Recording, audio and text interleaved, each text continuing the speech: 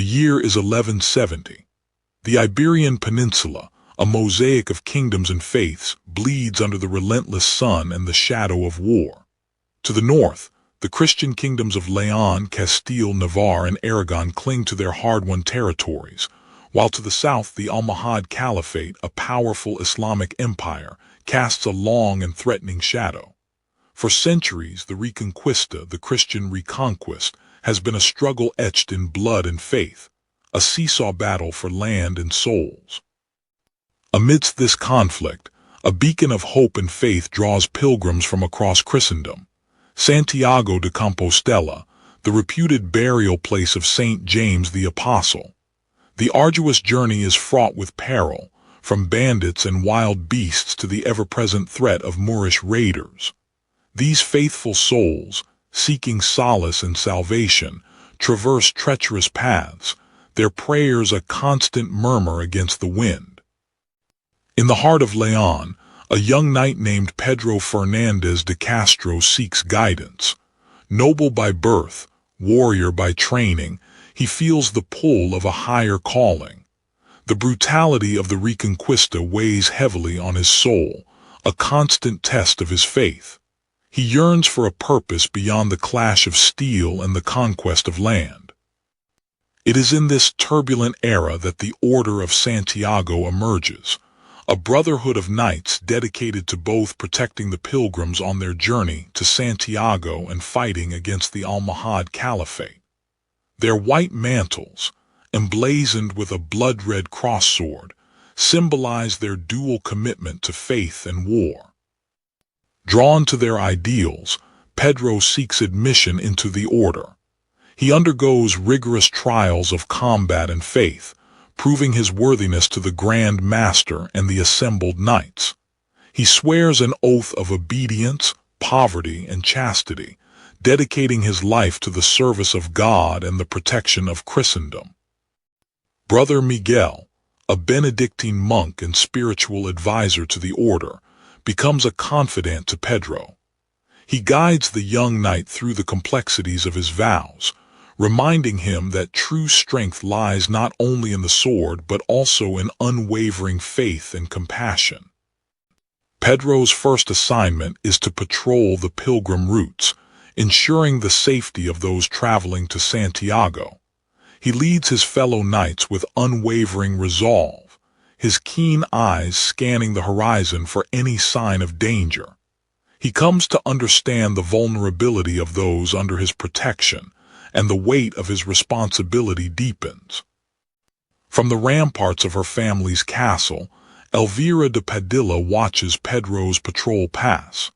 She knows the dangers of the road, the constant threat of raiders and bandits. She admires Pedro's dedication, but she also fears for his safety, and that of all those who seek to defend this land. Pedro's patrol is ambushed by a band of Almohad raiders. He and his knights fight with valor, their swords a whirlwind of steel against the enemy.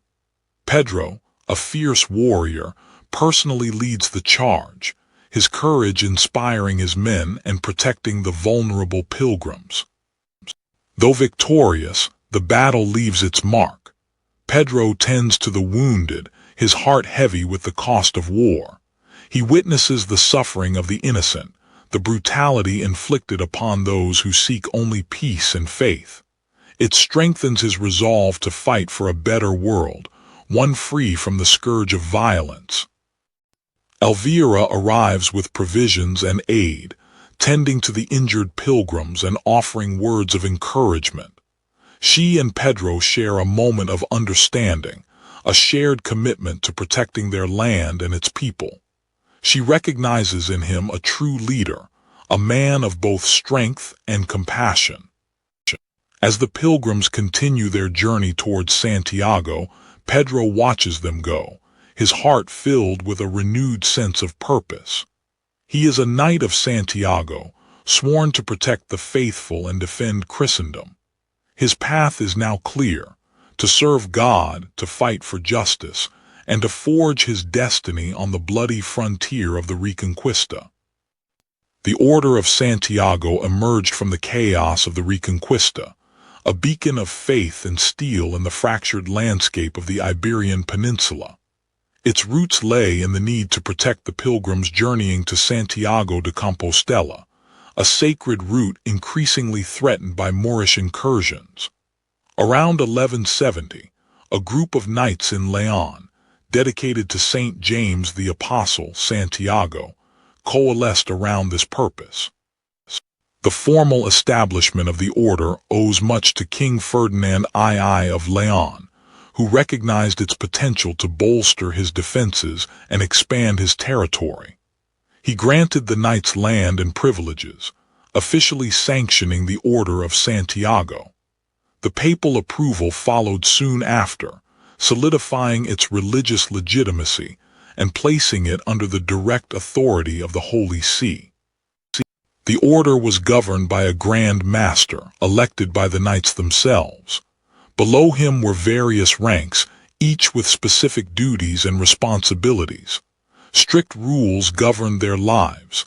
Vows of poverty, chastity, and obedience were paramount. Daily life was a blend of prayer, military training, and charitable works. One of the order's primary functions was to safeguard the pilgrims traversing the way of St. James. Knights patrolled the roads, escorted vulnerable travelers, and maintained fortifications along the route, ensuring safe passage to the sacred shrine. This protection extended beyond mere security. The order also provided food, shelter, and medical care to those in need.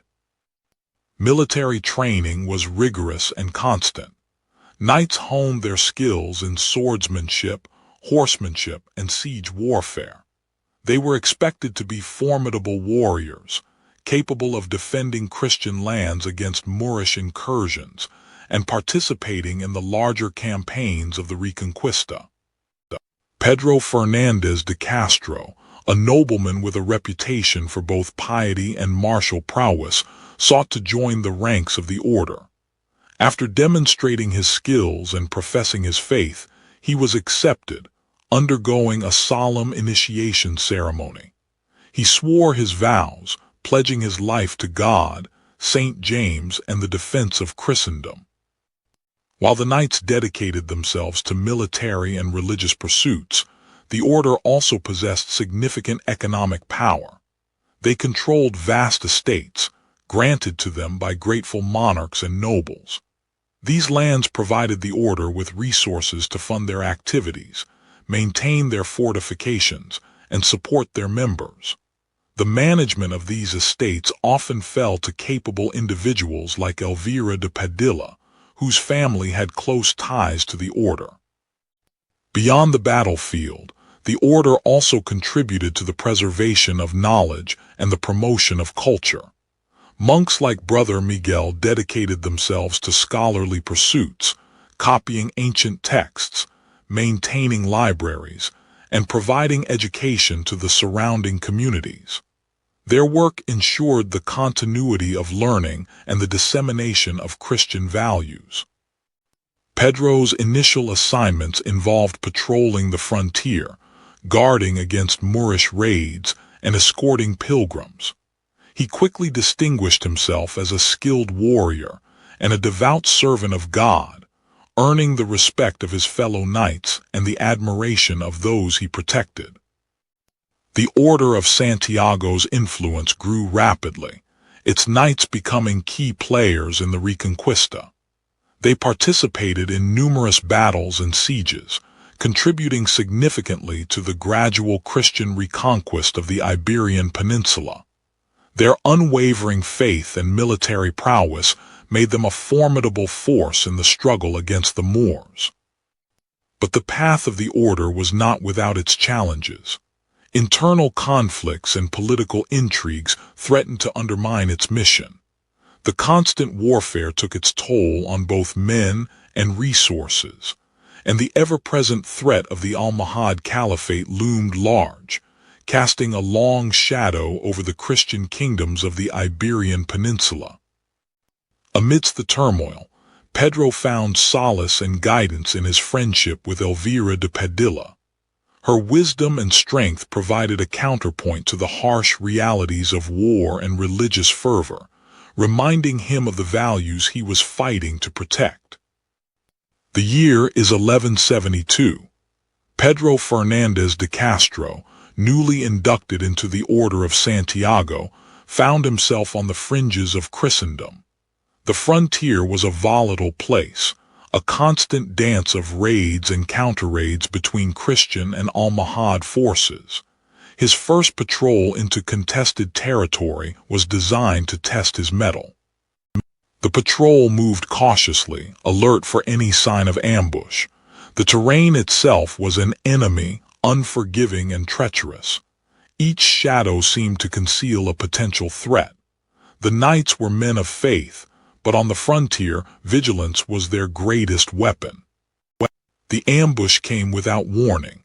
A band of Almohad raiders, seasoned warriors hardened by years of desert warfare, erupted from the rocks, their battle cries shattering the silence. The fight was on. Pedro, though new to such intense combat, fought with a ferocity born of faith and duty. His sword, blessed by the order, became an extension of his will, deflecting blows and finding openings in the enemy's defenses. The skirmish was brutal, a chaotic dance of steel and death. Men fell on both sides, their lives extinguished in the blink of an eye. The frontier showed no mercy, demanding a heavy price for every inch of contested land. As the sun began to set, casting long shadows across the bloodied ground, the remaining Almohad raiders scattered, leaving behind their dead and wounded. Pedro and his surviving knights had won, but the victory felt hollow. The moral weight of his actions settled heavily upon Pedro. He had killed, and though it was in the name of God and the order, the act left a stain on his soul. He wrestled with the dichotomy of his faith and his duty as a warrior. Meanwhile, Elvira de Padilla, a woman of noble birth and strong will, journeyed to her family's estate near the frontier. She was returning after spending time at court, eager to oversee the management of her lands and contribute to the defense of her people. Elvira possessed a sharp strategic mind, inherited from generations of warrior ancestors. She understood the importance of vigilance and preparedness in the face of the Almohad threat. She pored over maps of the region, familiarizing herself with the terrain and potential avenues of attack. Days after the skirmish, Pedro, seeking to resupply his depleted forces, arrived at Elvira's castle. The Order of Santiago and the local nobility often cooperated in the defense of the frontier, recognizing that their survival depended on mutual support.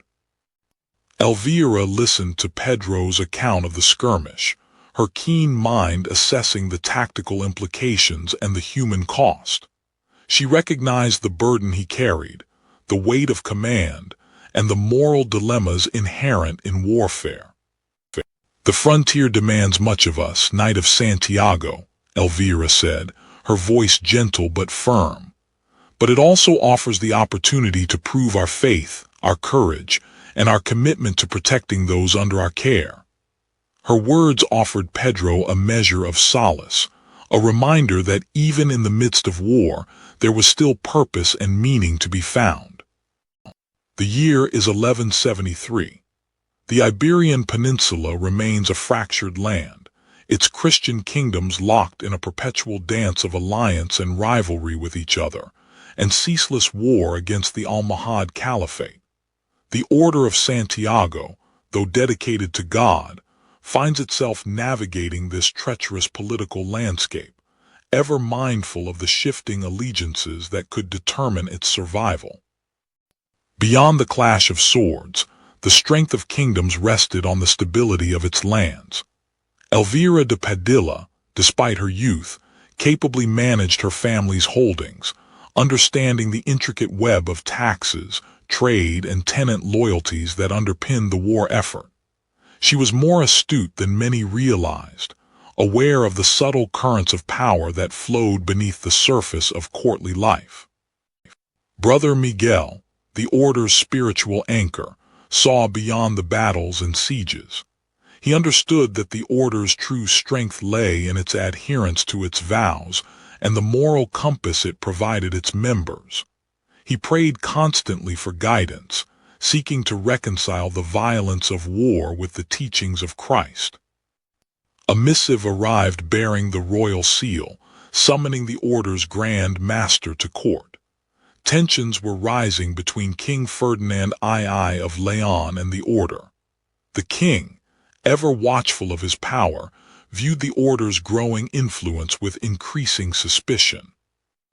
Elvira, hearing whispers of the king's discontent, rode to warn Pedro.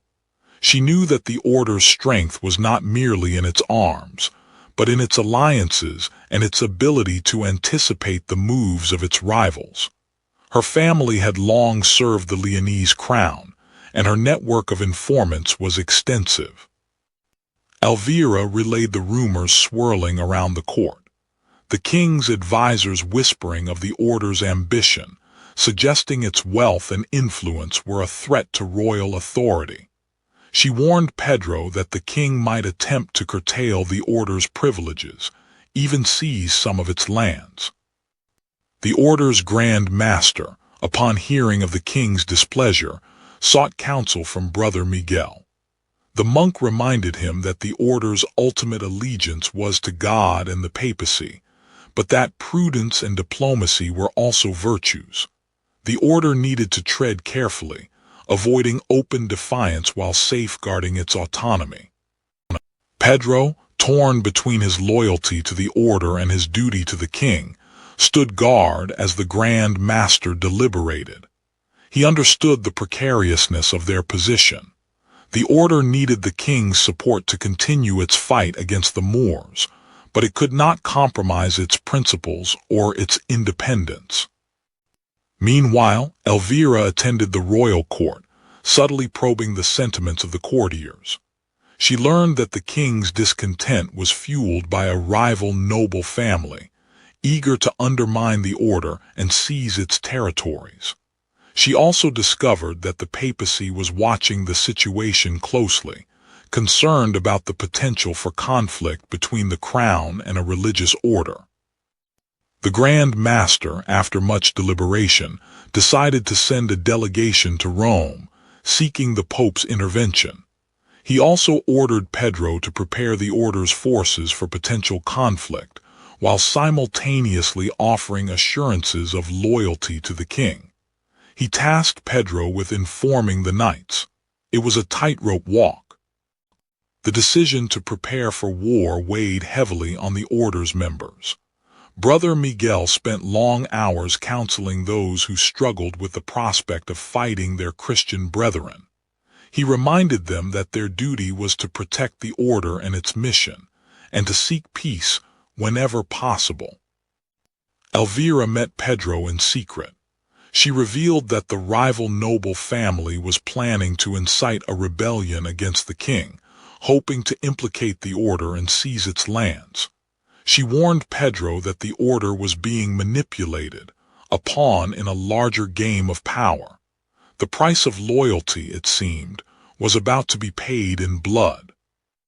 Rumors of corruption within the order began to circulate like a fever. Whispers of misappropriated funds and preferential treatment had reached even Pedro's ears, stirring unease in his heart. Elvira, though not a member of the order, was no stranger to the realities of power and its potential for abuse.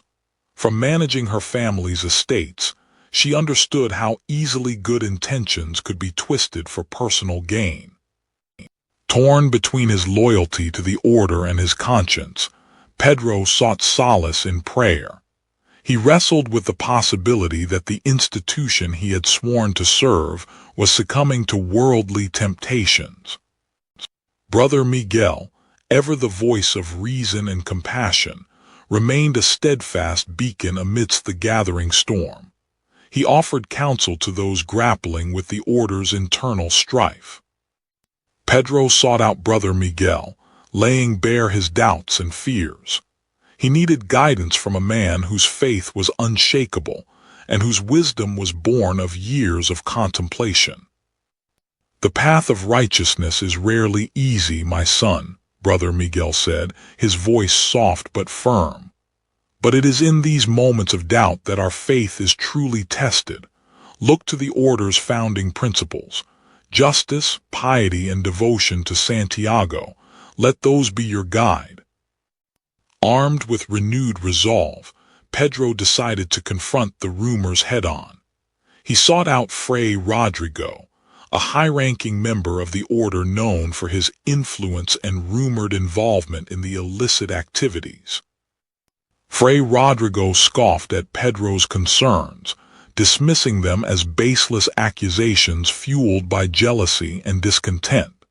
He warned Pedro to be careful of whom he accused, lest he face the order's wrath. Elvira, using her own network of contacts, had been quietly investigating the matter. She discovered a trail of suspicious transactions and hidden accounts that seemed to confirm the rumors of corruption. The evidence was damning. Pedro felt a surge of anger at the betrayal of trust and the desecration of the order's sacred mission. He knew he had to act, but he also knew that challenging the established power structure would be a dangerous undertaking. Pedro was caught between his duty to the order and his commitment to justice. Exposing the truth could shatter the order's reputation and undermine its mission, but remaining silent would make him complicit in the corruption, betraying his own values and the trust placed in him. Sometimes the greatest act of faith is to speak truth to power, even when it comes at a great cost, Brother Miguel said softly. For in the end, it is not the order that matters, but the principles it is meant to uphold. The year is 1174. The fortress of Salvatierra, a crucial bulwark against the Almohad advance, braced for the inevitable storm. For weeks, scouts had brought word of the approaching army, their numbers vast, their intent clear: to shatter the Christian defenses and push further into the heart of Leon. The Almohad army was a terrifying spectacle. Waves of infantry, supported by archers and cavalry, stretched as far as the eye could see. Their siege engines, mangonels and trebuchets, promised a rain of destruction upon Salvatierra's walls. The siege was about to begin. Pedro addressed the garrison, his voice ringing with authority. "We are the shield of Christendom. Let every stone of this fortress bear witness to our courage. Let the Almohads break themselves against our faith." The bombardment began at dawn.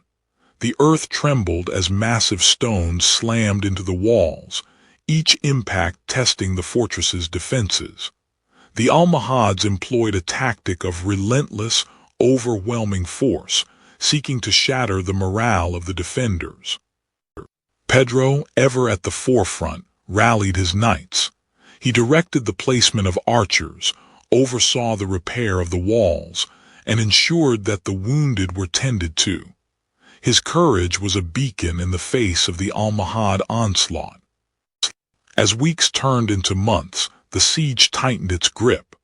Food supplies dwindled, and starvation gnawed at the morale of the defenders and the civilian population within the walls. Disease began to spread, claiming the lives of the weak and vulnerable. Brother Miguel moved among the suffering, offering solace and administering what little aid he could. His unwavering faith was a source of strength for many, even as death became an ever-present companion. The Almohads, growing impatient, attempted to breach the walls through sapping. Tunnels were dug beneath the foundations, filled with timber and set ablaze, hoping to collapse the defenses. But the defenders were vigilant, countering each attempt with fierce resistance. Desperate to disrupt the Almohad siege works, Pedro led a daring sortie.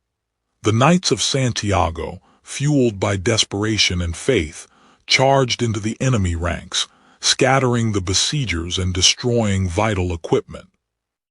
Even Elvira, who had sought refuge within the fortress walls, worked tirelessly, tending to the wounded alongside brother Miguel. The horrors of the siege had hardened her, revealing a strength she never knew she possessed. The inevitable occurred. A section of the wall crumbled under the relentless bombardment, and the Almohads surged through the breach. The final struggle for Salvatierra had begun. Pedro, knowing the end was near, fought with the fury of a man possessed. He rallied the remaining knights, holding the breach against overwhelming odds, buying precious time for the civilians to escape through a secret passage. Salvatierra would fall, but its sacrifice would not be in vain. The air hung heavy with suspicion. After the siege, a disquiet settled over Salvatierra. Whispers of treachery, like a venomous serpent, slithered through the ranks. Pedro felt the weight of responsibility pressing down on him. Elvira, miles away at her family's estate, deciphered coded messages from informants within the Leonese court. Political instability threatened to unravel the Christian alliance, and the Order of Santiago was caught in the middle. Pedro sought counsel from brother Miguel. The king's brother, Prince Fernando, is said to be negotiating with the Almohads, Miguel whispered, his voice laced with dread. He seeks to usurp the throne, and the order stands in his way. Elvira, spurred by the information she'd gathered, rode towards Salvatierra, determined to warn Pedro of the impending danger. The journey was fraught with peril. Bandits and rogue soldiers roamed the land. Pedro, uncertain of whom to trust within his own ranks, tightened security at Salvatierra. He reorganized the defenses, anticipating an attack from both the Moors and potentially from within the Christian kingdoms. Elvira finally reached Salvatierra, her news urgent. Prince Fernando plans to frame the order for treason, she told Pedro, her voice breathless. He will use false evidence to turn the king against you. Pedro listened intently, his mind racing. The prince's accusation, if successful, would mean the order's destruction and the unraveling of the Reconquista. Brother Miguel, his faith unwavering, prayed for guidance. The order faced a trial unlike any it had encountered on the battlefield. This was a war of shadows and deceit. Pedro gathered the knights of the order. He laid bare the treachery afoot, the prince's plot to destroy them. He asked for their loyalty not to him, but to the order's sacred mission. Elvira, with her sharp mind, searched for proof. She knew the prince's agents would have meticulously covered their tracks, but she hoped to find a crack in their facade. Pedro knew time was running out. He had to act decisively to protect the order, even if it meant confronting the king himself. Elvira found the evidence, a secret treaty between Prince Fernando and an Almohad emissary sealed with the prince's signet ring. She handed the scroll to Pedro. "The truth," she said, "is your only weapon now." The defeat at the hands of the Almohads was a bitter pill. Salvatierra, once a symbol of the order's strength, now lay in ruins. The losses were heavy, and the spirit of the knights was broken. Pedro, burdened by the weight of responsibility, sought solace in the shattered remains of the chapel. Brother Miguel found Pedro wrestling with his conscience. The monk, a beacon of unwavering faith, understood the knight's torment. He approached Pedro with a gentle hand, his presence a comforting balm in the desolate scene. "Brother," Pedro began, his voice heavy with sorrow, "have we not failed? Have our sacrifices been in vain? The Almohads advance and our order bleeds. What purpose do we serve if we cannot protect those we swore to defend?" Brother Miguel listened intently, his gaze unwavering. He knew that despair was a treacherous foe, one that could consume even the most devout. He placed a hand on Pedro's shoulder, offering a silent gesture of support. "Pedro," Brother Miguel replied, his voice calm and soothing, "faith is not the absence of doubt but the strength to persevere despite it.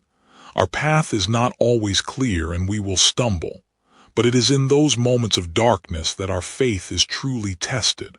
Remember why you took your vows. Remember the pilgrims you protect, the land you defend. This defeat is a trial, not an end." Pedro absorbed Brother Miguel's words, a flicker of hope igniting within his heart. He realized that the Order's mission was greater than any single battle, any single defeat.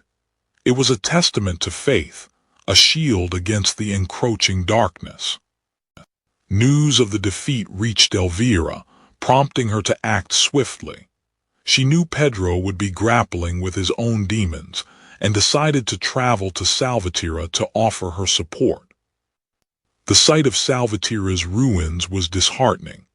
Elvira felt a pang of sorrow for the lives lost and the devastation wrought by the Almohads. She pressed on, determined to find Pedro. Pedro stood atop the ruined walls, surveying the damage, when he saw Elvira approaching. Her presence was a welcome sight, a reminder of the life and hope that existed beyond the battlefield. "Pedro," Elvira said softly, her voice filled with concern, "I heard what happened. I came as soon as I could. How are you holding up?" "It has been a dark time, Elvira," Pedro confessed, his voice raw with emotion. "I questioned everything, but Brother Miguel reminded me of our purpose and your presence. It strengthens my resolve. I am grateful you came." Elvira placed her hand on his arm, a silent promise of unwavering support. Together they stood on the precipice of despair, but within their shared strength, a glimmer of hope began to emerge. The Order would endure. The fight would continue. The Reconquista was far from over. On the Iberian Peninsula, primarily the kingdoms of Leon and Castile during the 12th and 13th centuries. The weight of command settled heavily on Pedro's shoulders. Salvatierra was lost, but the Reconquista could not be. He pored over maps, each contour representing a strategic advantage or a deadly chokepoint. The Almohads were consolidating their gains, and time was running out. In the heart of the fortress, Brother Miguel sought solace in prayer. He beseeched God for guidance and strength for the Order, for Pedro, and for all those who would soon face the Almohad onslaught. He prayed for victory, but more importantly, for the preservation of faith and righteousness. "We have suffered a blow, brothers," Pedro declared, his voice ringing with conviction. "But the spirit of Santiago cannot be broken. We will regroup, we will reinforce, and we will drive the Moors back into the sea." His words ignited a spark of renewed fervor in the hearts of his men. Elvira, ever resourceful, mobilized her family's resources. Wagons laden with grain, salted meat, and newly forged weapons streamed towards the Order's staging grounds. Her network of contacts provided vital intelligence on Almohad troop movements and supply lines. Pedro journeyed to the court of Leon, appealing to the king for aid. He skillfully presented the dire situation, emphasizing the threat to the entire Christian realm. After tense negotiations, the king pledged his support, promising reinforcements and financial assistance. The Knights of Santiago drilled tirelessly, honing their skills to a razor's edge. They sparred with blunted steel, perfecting their formations and tactics. The air echoed with the clang of steel and the thunder of hooves. Brother Miguel moved among the knights, offering solace and absolution. He listened to their fears and doubts, reminding them of their sacred duty and the promise of salvation. He was a beacon of faith in a world consumed by war. Elvira meticulously analyzed the intelligence gathered by her agents. She identified key weaknesses in the Almohad defenses and formulated a plan to exploit them. Her knowledge of the terrain and the enemy's tactics was invaluable. Pedro and Elvira met in secret, sharing their plans and insights. Their combined knowledge and determination formed a formidable force, capable of overcoming even the most daunting obstacles. Their bond deepened with each passing day. The army marched, a river of steel and faith flowing towards the enemy. The Red Cross of Santiago flew proudly alongside the banners of Leon, a symbol of their united purpose. Hope flickered in the hearts of the Christian warriors. "For Santiago, for Christendom," Pedro roared, his voice echoing across the battlefield. "Let us show the Moors the strength of our faith and the fury of our steel." From a nearby hill, Brother Miguel watched the battle unfold. He prayed for the fallen, for the wounded, and for the victory of the righteous. The fate of the order and perhaps the entire kingdom hung in the balance. The day dawned with a sky the color of steel, mirroring the resolve in Pedro's heart. Before him lay Atol Alfaraj, the high ground fiercely contested for generations. Today, the Order of Santiago would either break the Almohad hold or be broken themselves. The Almohad lines were a sea of steel and leather, their numbers seemingly endless. The air vibrated with the rhythmic beat of war drums, a primal challenge to the Christian knights who prepared to charge. Pedro raised his sword, the Red Cross sword gleaming in the sunlight. "Santiago and Spain," he roared, his voice carrying across the ranks. The answering cry echoed back, a testament to their shared faith and purpose. The charge was a thunderous wave, the Knights of Santiago crashing against the Almohad shield wall. Lances shattered, swords flashed, and the ground ran red with the blood of both Christian and Moor. Pedro found himself locked in a deadly dance with an Almohad champion, a hulking warrior wielding a scimitar with terrifying speed. Each parry was a spark, each strike a desperate gamble. Brother Miguel moved among the fallen, a beacon of solace amidst the carnage. He offered comfort, administered last rites, and prayed for the souls of the departed, Christian and Moor alike. Slowly, painstakingly, the Christian advance began to tell. The Almohad lines wavered, cracks appearing in their seemingly impenetrable wall. With a final, desperate surge, Pedro led the remaining knights forward. The Almohads broke, their resistance collapsing under the weight of the Christian onslaught. As the sun set, the Christian banners flew triumphantly above Atol Alfaraj. The battle was won, but the cost had been immense. Elvira, alongside Brother Miguel, worked tirelessly through the night, tending to the wounded. The victory was hollow in the face of such suffering. As dawn broke, Pedro stood beside Elvira, gazing out over the scarred landscape. No words were needed. They understood the price of faith, the burden of duty, and the enduring power of sacrifice. The victory at Atol Alfaraj was a turning point. The Order of Santiago continued to play a vital role in the Reconquista, pushing back the Almohad Caliphate and securing Christian dominance in the Iberian Peninsula. Their legacy, etched in stone and blood, would endure for centuries to come, a testament to their unwavering faith, unyielding duty, and ultimate sacrifice.